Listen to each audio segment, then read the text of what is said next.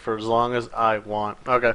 Alright, ladies and gentlemen, we are back, and we're going to be going to game number 8 right now with a score of 4-3, still in favor of Snute. We are going back to Cloud Kingdom.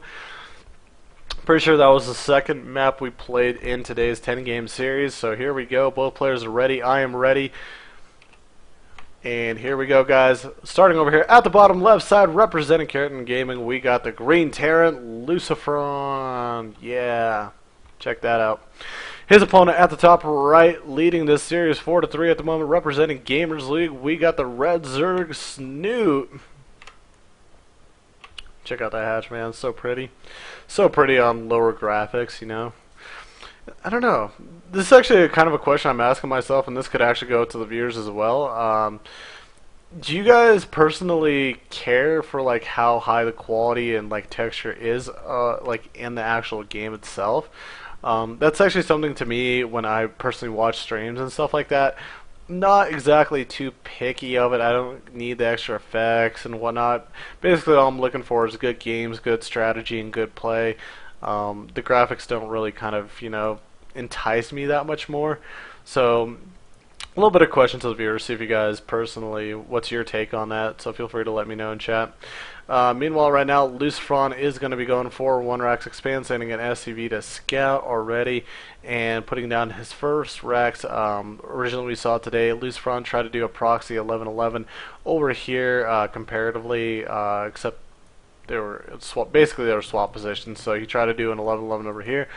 Overlord was able to scout it out, but before the Overlord was able to scout, Snute kind of metagamed a little bit and put pull before hatch. But at the same time, you know what? I'm not even going to call that metagame. This is just kind of a little bit more Snute style. Majority of the games he's played today, he's put pull before hatch down today, so it wouldn't even surprise me at this point. Looking and seeing everything, how it's going on, looks like a very standard opener by Snute. Going to be going 15 hatch, looks like 16 pool as well. Meanwhile, same thing for Lucifron. We're going to see if Lucifron could take another game and maybe even up the series 4-4, which would be really neat. Again, as fun as it would be to watch like one or the other player just win like 9-1 or 10-0, definitely this is nice seeing a very competitive series like this. And who knows? Maybe Lucifron's just kind of getting warmed up and whatnot, so. Alright, well, Squatch. Very interesting take on it. I don't know. Because I feel like the effect, like for myself personally, for like some of the higher graphic effects, it doesn't really affect my gameplay, but it is a little distracting. And when I play with the a little bit lower graphics, I do as well feel like.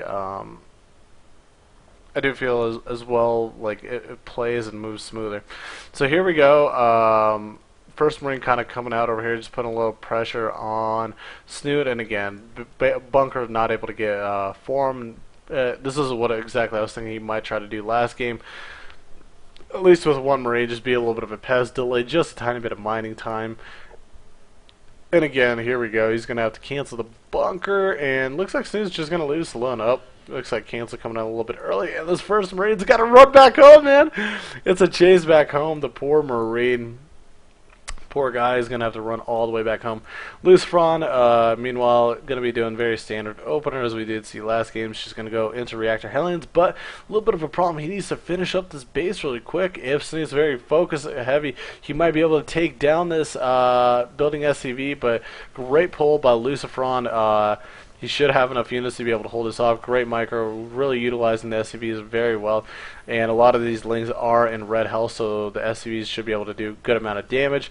Only loses 1 SCV out of the 4 he pulled. Does lose every Marine, but again, at the same time, Snute lost all of his lings, and Lucifron was able to get a completely safe orbital out of it. So here we go. Coming out, the Reactor Hellions will be coming out soon. Let's see if he tries to pop one out first. I guess he'll just float over, wait for the reactor to finish up. Already starting out that starport, so very standard and same opener by Lucifron. And this is just kind of basically if you're a Terran player and you don't know what you're doing, just copy what Lucifron is doing, man. This is one of those standard openers. 1 Rax Expand into Reactor Hellion plus Starport with Tech Lab. That he's got that option to go into Banshees with Cloak. And what I am wondering is if Lucifron's going to try to metagame Snute a little bit, because Snute's actually been massing up queens, putting in spore crawlers, getting lair within a good timing. So Cloak has been fairly, I don't want to say worthless, but very cost inefficient most of these games that he's played, just because of the fact that Snute's been ready. He's had queens, and like I said, there we go. Lair is already underway, and because Lair is already underway, he's going to be able to get a very early Overseer as well. And with the queen amount, just Banshees are not going to be able to do that much. Wiggly TV says, I put everything on low for more FPS. CHL needs a co-caster when there's a Zerg. Snute's still 2-basing. I need a dude. Just because I played bad as a Zerg yesterday, it doesn't mean I can't cast a Zerg player. Come on, Aaron. You know I played some good Zerg yesterday. For those who don't know, my main race, I am a Masters Terran player. Off race, once in a while is Protoss and Zerg as well. Basically at a diamond level. Play very funky, I'll tell you that much, especially both races. Not a lot of build order, just play very instinctive. And Wiggly TV is definitely going to be that first person that's going to just be like, what the hell, man? Well, watch me play last night as a Zerg and just could not figure it out, and could not figure out how I was beating Master players. As a Zerg player, it was so funny to watch, to be honest. But yeah, definitely. One of those things, just kind of fun things. Alright guys, so here we go. Looks like Lucifron has decided to take the Cloak also as well. He's got, Snute meanwhile has got Roaches for defensive purposes, but this Banshee's going to be able to intercept a couple of them, try to do a little bit of damage. Picks off one before the Roaches get back on their creep, able to get that speed bonus, go home without a problem.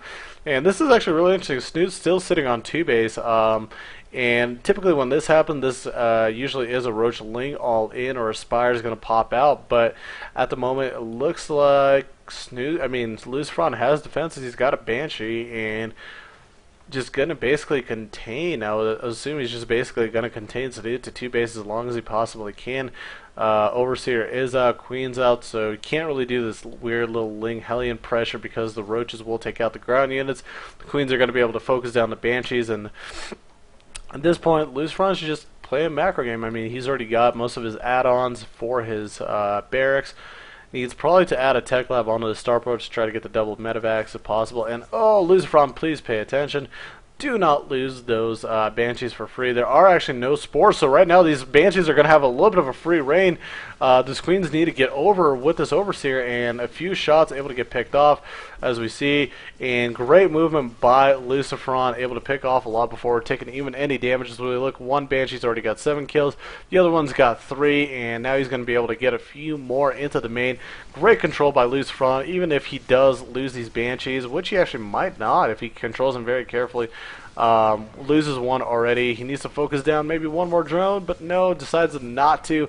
21 total killed though in his economy, but on the backside, if we were actually paying attention, we would see the Roach attack is already happening, and he's going to focus down that tank, and this actually could be GG for Lucifron. This is basically literally like game number 1, if I'm not mistaken, just able to get in there with solid strong Roaches. Oh yeah, the Whirlwind game number 1, where Lucifron putting on a lot of Hellion Banshee pressure, basically killing a crap ton of economy of Snute, but Snute on the backside counterattacking with a good chunk of Roaches, and knowing that there's no defenses really ready for Lucifron because of all the investment into his own army.